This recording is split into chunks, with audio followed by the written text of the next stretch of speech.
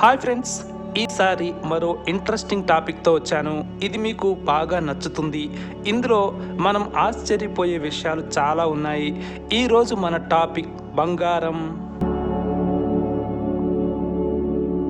బంగారం ధరలు రోజురోజుకు పెరుగుతూనే ఉన్నాయి. ఈ ధరలు ఇంకా పెరుగుతాయే తప్ప తగ్గే అవకాశాలు లేనట్లే. ఎందుకంటే ప్రపంచంలో బంగారానికి విపరీతమైన కొరత ఉంది. భూమిలో బంగారం నిల్వలు నానాటికి తగ్గిపోతున్నాయి. ఒక్కో చోట కొత్తగా ఈ గోల్డ్ నిల్వలు ఉన్నట్లు కనిపెడుతున్నా తవ్వి తీయడానికి బంగారం ధర కంటే ఎక్కువ ఖర్చయ్యే పరిస్థితులు ఉండటంతో అలాంటి చోట తవ్వకాలు జరగట్లేదు. 24 క్యారెట్ల ప్యూర్ గోల్డ్ ధర 10 గ్రాములు 20,000 రూపాయలు ఉన్నప్పుడు ప్రజలు అమ్మో 20,000కు చేరిపోయింది అనుకుంటూనే కొనుక్కున్నారు. అలాగే 50,000 రూపాయలకు ధర పెరిగినా అప్పుడు అమ్మో ధర పెరిగిపోయింది అనుకుంటూనే కొనుక్కున్నారు. ఇప్పుడు 80,000కు చేరినా అలాగే అనుకుంటూ కొంటున్నారు. ఫ్యూచర్లో 1,00,000 రూపాయలకు చేరినా కొంటారు. ఎందుకంటే చాలా కారణాలు ఉన్నాయి. బంగారం ప్రపంచమంతా యాక్సెప్ట్ చేసే యూనివర్సల్ మెటల్. ఏ దేశంలోనైనా బంగారం ఇచ్చి వెంటనే మనీ పొందవచ్చు. మిగతా లోహాలను ఇలా వెంటనే లిక్విడిటీగా మార్చుకోలేం. ఆస్తులు తనఖా పెట్టి అప్పు తీసుకోవడం కష్టం. అదే బంగారం కుదో పెడితే వెంటనే మనీ ఇస్తారు. బంగారం భారతీయులకు సెంటిమెంట్. పెళ్లి, దంతేరస్ వంటి వేడుకల్లో గోల్డ్ కొనుక్కోవడం మన సంప్రదాయం. స్టాక్ మార్కెట్లలో షేర్లు కొన్నట్లుగా డిజిటల్ గోల్డ్పై ఇన్వెస్ట్ చేయడం ఈ రోజుల్లో కామన్. ప్రపంచ దేశాలన్నీ బంగారాన్ని నిల్వ చేస్తాయి. ఎందుకంటే ఇది కుళ్ళిపోదు, తుప్పు పట్టదు, త్వరగా పాడవదు. పైగా బంగారం ద్వారా విదేశీ ఆర్థిక, వ్యాపార, వాణిజ్య అవసరాలు తీర్చుకోవచ్చు. అన్నింటికంటే మించి గోల్డ్ అనేది అద్భుతమైన అందమైన మెటల్. దీనితో ఎలాంటి నగ అయినా తయారు చేయవచ్చు. బంగారం నగలు ధరించడం దాదాపు అందరికీ ఇష్టమే. ఇలా గోల్డ్ ఎన్నో రకాలుగా ఉపయోగపడుతోంది. డిమాండ్ ఎక్కువ, సప్లై తక్కువ. ఉపయోగాలు ఎక్కువ, ప్రయోజనాలు ఎక్కువ. అందుకే బంగారం ధర పెరుగుతూనే ఉంటుంది. అయితే ఈ వీడియో చూశాక ఎవరైనా సరే గోల్డ్ కొనుక్కోవాలి అనుకుంటారు. ఎందుకో తెలుసుకుందాం.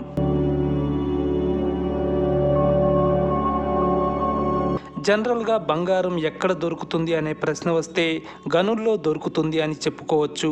కొంతమంది నదులు, కాలువల్లో మట్టిని ప్రాసెస్ చేయడం ద్వారా బంగారాన్ని సంపాదిస్తారు. సముద్ర నీటి నుంచి కూడా బంగారాన్ని వెలికి తీయవచ్చు. ఎలా తీసినా ఈ బంగారం అనేది భూమి ఏర్పడక ముందే భూమిని చేరింది. నక్షత్ర పేలుళ్ల నుంచి పుట్టిన బంగారం కోట్ల కిలోమీటర్లు ప్రయాణించి భూమిని చేరింది. అది ఎలాగో తెలుసుకుందాం.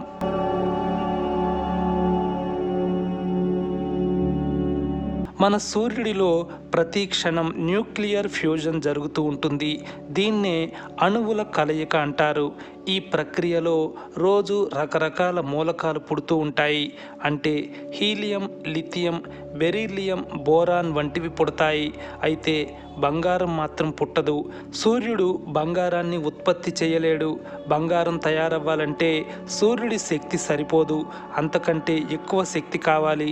ఎంత ఎక్కువ అంటే సూపర్ నోవాలో నక్షత్రాలు పేలిపోవాలి, లేదా న్యూట్రాన్ నక్షత్రాలు ఢీకొట్టుకోవాలి.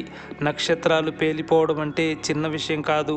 వాటి పక్కనున్న గ్రహాలు క్షణాల్లో బూడిదవుతాయి. ఆ స్థాయిలో పేలుడు జరిగితే బంగారం లాంటి బరువైన లోహాలు తయారవుతాయి. దీన్నే ర్యాపిడ్ న్యూట్రాన్ క్యాప్చర్ ప్రాసెస్ అంటారు. సింపుల్గా ఆర్ ప్రాసెస్ అంటారు. ఇది చాలా అరుదుగా జరుగుతుంది. అందువల్ల బంగారం అరుదైన లోహం అనుకోవచ్చు.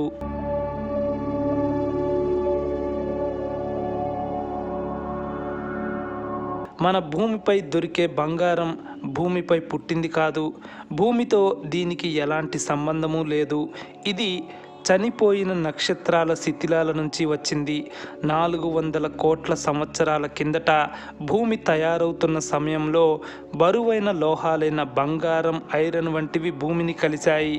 ఇవి బరువైనవి కాబట్టి భూమి మధ్య భాగమైన కోర్లోకి వెళ్ళిపోయాయి. అవి అక్కడే ఉండిపోయి ఉంటే మనకు బంగారం దొరికేది కాదు. ఎందుకంటే ఇంతవరకు మనం కోర్ వరకు తవ్వకాలు జరపలేదు. అయితే బంగారం కోర్లోకి వెళ్ళిపోయినప్పుడు అంతరిక్షంలో ఒక అద్భుతం జరిగింది. 400 కోట్ల సంవత్సరాల కిందట భూమిని చాలా గ్రహశకలాలు ఢీకొట్టాయి. ఈ ప్రభావం భూమి లోపలి కోర్ వరకు వెళ్ళింది. దాంతో లోపలున్న బంగారం చెల్లాచెదురైంది. అందులో కొంత భూమి మధ్య పొర అయిన మ్యాంటిల్లో పడింది, మరికొంత భూమి పై పొర అయిన క్రస్ట్లో పడింది. ఆ తర్వాత కోట్ల సంవత్సరాల పాటు భూమిలో చాలా మార్పులు వచ్చాయి. చెల్లాచెదురుగా పడిన బంగారం ఎక్కడ పడినా దాని బరువు కారణంగా అది మిగతా లోహాలతో కలవలేదు. నదులు, సముద్రాలు, మైదానాలు, పర్వతాలు, లోయలు ఇలా అంతటా బంగారం లభిస్తోంది. ఇలా గోల్డ్ లభించడానికి మరో 2 అద్భుతాలు కూడా జరిగాయి. అవి 1 భూకంపాలు, 2 అగ్నిపర్వతాల పేలుళ్ళు. వీటి వల్ల కూడా భూమి మధ్యలో ఉన్న బంగారం పైకి వస్తూ భూమి పై పొరల్లో చేరి అక్కడే ఉండిపోయింది. అందుకే మనం క్రస్ట్లో మైనింగ్ జరిపినప్పుడు గోల్డ్ లభిస్తోంది.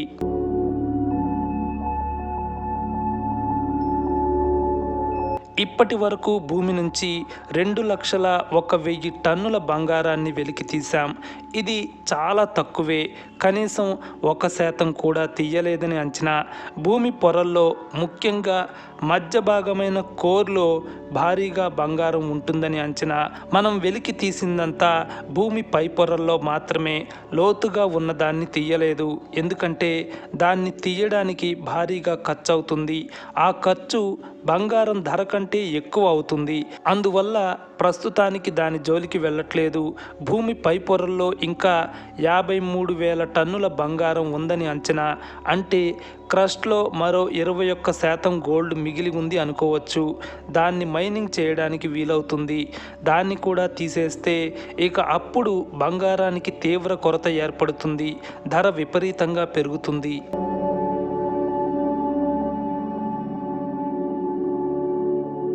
భూమి మధ్యలోని కోర్ ప్రాంతంలో 1.6 క్వాడ్రిలియన్ టన్నుల బంగారం ఉందని అంచనా.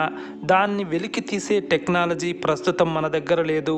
భూమి పై పొర నుంచి 1 కిలోమీటర్ వరకు 10 లక్షల టన్నుల బంగారం ఉంది అని అంచనా. కానీ భూమి మ్యాంటిల్, కోర్లో అంతకు మించి చాలా ఎక్కువ ఉంటుందని అంచనా. క్రస్ట్లో ఉన్న బంగారాన్ని వెలికి తీశాక భూమి మధ్య పొర అయిన మ్యాంటిల్లో ఉన్న బంగారం కోసం వేట మొదలవుతుంది. అయితే అది చాలా ఖర్చుతో కూడి ఉంటుంది. అందువల్ల ఆ గోల్డ్ని వెలికి తీసే ప్రయత్నాలు అంతగా ముందుకు సాగవు అనుకోవచ్చు. ఈ పరిస్థితులన్నీ గమనిస్తే బంగారానికి డిమాండ్ ఎప్పుడూ ఉంటుంది, సప్లై మాత్రం క్రమంగా తగ్గుతుంది.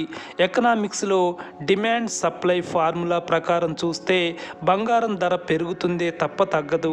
ఏ గ్రహశకలమో భూమిపై పడి దాని నిండా బంగారం ఉంటే తప్ప ఈ పరిస్థితిలో మార్పు రాదు అనుకోవచ్చు. అయితే బంగారం ధరపై అనేక అంశాల ప్రభావం ఉంటుంది. బంగారం నిల్వల కొరత మాత్రమే కాకుండా దేశాల ఆర్థిక విధానాలు, డాలర్ విలువ, ప్రపంచ విపత్తులు వంటి ఇతర అంశాలు కూడా ప్రభావితం చేస్తాయి. కాబట్టి బంగారం ధర పెరుగుతుందా తగ్గుతుందా అనేది ఖచ్చితంగా అంచనా వేయడం కష్టం. ప్రస్తుతం ప్రపంచంలో ఎక్కువగా బంగారాన్ని వెలికి తీస్తున్న దేశం చైనా. ఈ లిస్టులో ఇండియా టాప్ 10లో కూడా లేదు. చైనా అన్ని రంగాల్లో దూసుకెళ్తున్నట్లే బంగారాన్ని మైనింగ్ చేయడంలోనూ టాప్లో ఉంది. ఈ దేశం ప్రతి సంవత్సరం దాదాపు 380 టన్నుల బంగారాన్ని ఉత్పత్తి చేస్తోంది. ఇండియా కనీసం 2 టన్నులు కూడా ఉత్పత్తి చేయట్లేదు. అంటే చైనా ఉత్పత్తి చేస్తున్న బంగారంలో 1% కూడా ఇండియా ఉత్పత్తి చేయట్లేదు.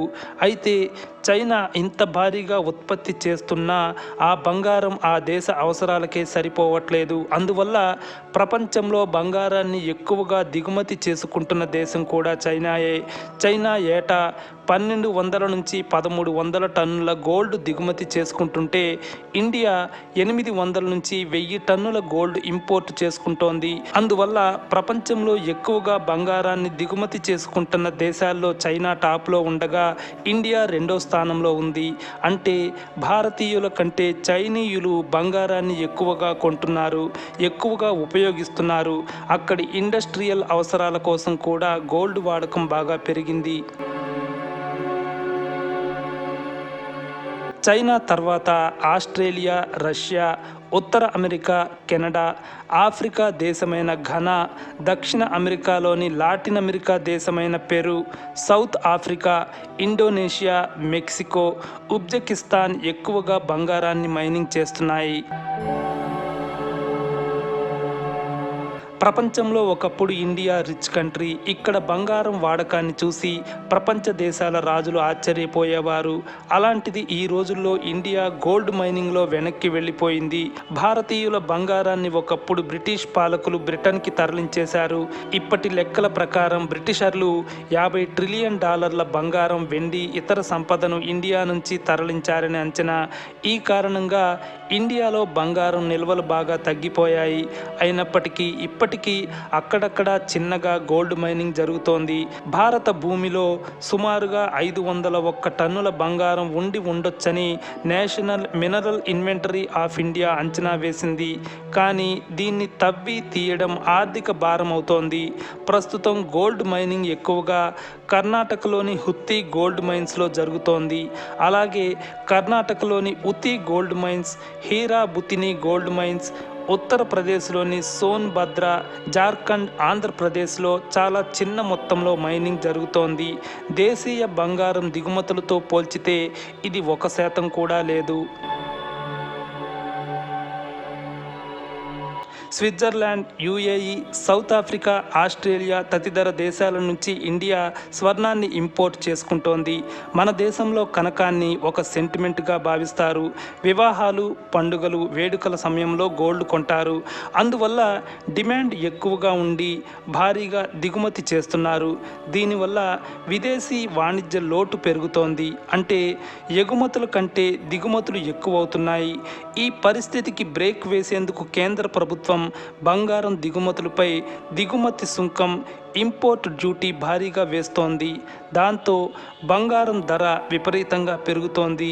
ఇలా ధర పెరిగితే కొనుగోళ్లు తగ్గి డిమాండ్ తగ్గుతుందని కేంద్రం ఆశిస్తోంది. కానీ డిమాండ్ తగ్గట్లేదు. పుత్తడిపై పెట్టుబడి పెట్టడం సేఫ్ ఇన్వెస్ట్మెంట్గా భావిస్తున్న చాలామంది బంగారం ధర పెరిగినా భారీగా కొంటున్నారు. అసలు బంగారాన్ని తవ్వి తీయాల్సిన పనేముంది, ల్యాబ్లో తయారు చేయవచ్చుగా అనే డౌట్ మనకు రావచ్చు. దశాబ్దాలుగా ఈ ప్రయత్నం జరుగుతూనే ఉంది. ఇతర లోహాలను ఉపయోగించి బంగారం తయారు చేయవచ్చు అని చాలామంది సైంటిస్టులు నమ్మారు. చాలా ప్రయోగాలు చేశారు. అవేవి సక్సెస్ కాలేదు. సీసం లేదా లెడ్ అనే మూలకాన్ని ఇతర కొన్ని మూలకాలతో మిక్స్ చేసి బంగారాన్ని సృష్టించేందుకు ప్రయత్నాలు జరిగినా అవి సక్సెస్ కాలేదు. ఎందుకంటే కెమికల్ రియాక్షన్ ద్వారా ఒక మూలకాన్ని మరో మూలకంగా మార్చలేరు. నిజానికి అలా చేయడం కంటే మైనింగ్ చేయడానికి తక్కువ ఖర్చు అవుతుంది. మరైతే ల్యాబ్ ద్వారా బంగారాన్ని తయారు చేయలేమా అంటే చేయగలం అనేదే ఆన్సర్. ల్యాబ్లో కెమికల్ రియాక్షన్ ద్వారా మూలకాల్లోని ఎలక్ట్రాన్లను ట్రాన్స్ఫర్ చేయవచ్చు. తద్వారా అవి మూలకానికి వేర్వేరు అయాన్లను ఉత్పత్తి చేసే అవకాశం ఉంటుంది. కానీ అణువులో ఎన్ని ప్రోటాన్లు ఉన్నాయి అనే దాన్ని బట్టి ఆ మూలకం ఏది అనేది తెలుస్తుంది. బంగారం అణువులో 79 ప్రోటాన్లు ఉంటాయి. దీన్నే గోల్డ్ ఆటమిక్ నెంబర్ అంటారు. అందువల్ల మనం ఏదైనా పదార్థంతో బంగారాన్ని తయారు చేయాలంటే ఆ పదార్థంలోని ప్రతి అణువులో ప్రోటాన్ల సంఖ్య ఖచ్చితంగా 79 అవ్వాలి. అలా అవ్వకపోతే ఆ పదార్థం బంగారం అవ్వదు. అణువులో ఉన్న ప్రోటాన్లను పెంచడం, తగ్గించడం అనేది మనం చెప్పుకున్నంత తేలిక కాదు. ఇది చాలా కష్టమైన ప్రక్రియ. ఏదైనా అణువులో ప్రోటాన్ల సంఖ్య 79కి మారాలంటే దానికి న్యూట్రాన్లను కలపాలి. ఇలా కలిపినప్పుడు అణువులో ప్రోటాన్లు స్థిరత్వాన్ని కోల్పోతాయి. ఎందుకంటే ప్రోటాన్ల సంఖ్య, న్యూట్రాన్ల సంఖ్య విషయంలో ఇది వరకు ఉన్న బ్యాలెన్స్ ఇప్పుడు ఉండదు. దాంతో అణువులో ప్రోటాన్లు విడిపోతాయి. దీన్నే రేడియో యాక్టివ్ డికే అంటారు. ఇలా ప్రోటాన్లు విడిపోయినప్పుడు అవి మరిన్ని చిన్న అణువులుగా మారతాయి. అంటే ఆ అణువుల్లో ప్రోటాన్ల సంఖ్య తక్కువగా ఉంటుంది. ఆ సంఖ్య 79గా ఉంటే అవి బంగారం అవుతాయి. అంటే 79 కంటే ఎక్కువ ప్రోటాన్లు ఉన్న అణువుల్లో మార్పులు చేసి ప్రోటాన్ల సంఖ్యను 79కి తగ్గించాల్సి ఉంటుంది. అప్పుడు ఆ అణువులు బంగారం మూలకాలు అవుతాయి.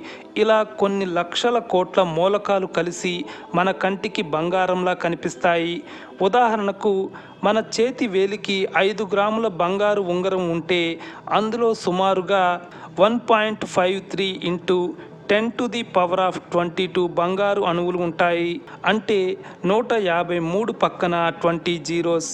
ఒక రింగుకి కావాల్సిన బంగారాన్ని తయారు చేయాలంటేనే ఇన్ని అణువుల్ని మార్చాల్సి ఉంటుంది. దీనికంటే బంగారాన్ని మైనింగ్ చేయడం చాలా ఈజీ అనేది ఒక ఆలోచన.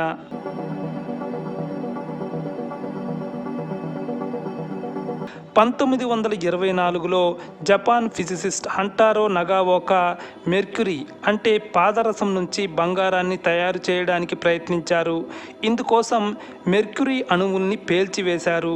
ఎందుకంటే ప్రతి మెర్క్యూరీ అణువులో 80 ప్రోటాన్లు ఉంటాయి. కాబట్టి ప్రతి అణువులో ఒక ప్రోటాన్ తగ్గితే మెర్క్యూరీ కాస్త బంగారం అయిపోతుంది. కానీ సరిగ్గా ఒకటే ప్రోటాన్ తగ్గించడం తేలిక కాదు.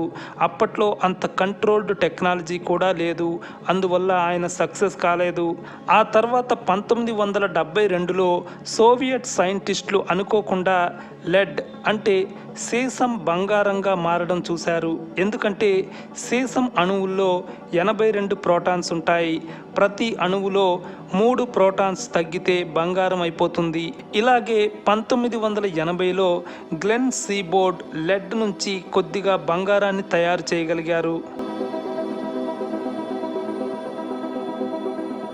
మొత్తంగా ఇప్పుడున్న టెక్నాలజీతో ఇతర మూలకాల్లో మార్పులు చేసి బంగారాన్ని ల్యాబ్లో తయారు చేయవచ్చు. కానీ ఇలా చేయడానికి న్యూక్లియర్ రియాక్టర్లు కావాలి లేదా పార్టికల్ యాక్సిలరేటర్లు కావాలి.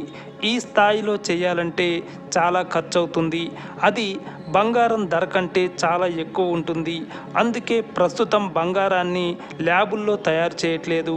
అది ఆర్థికంగా అంత చౌక కాకపోవడం వల్ల మైనింగ్ ద్వారా గోల్డ్ని వెలికి తీయడానికే ప్రాధాన్యం ఇస్తున్నారు. ఇది నేటి స్పెషల్ టాపిక్. నెక్స్ట్ మరో అంశంతో మీ ముందుకు వస్తాను. Take care. బాయ్.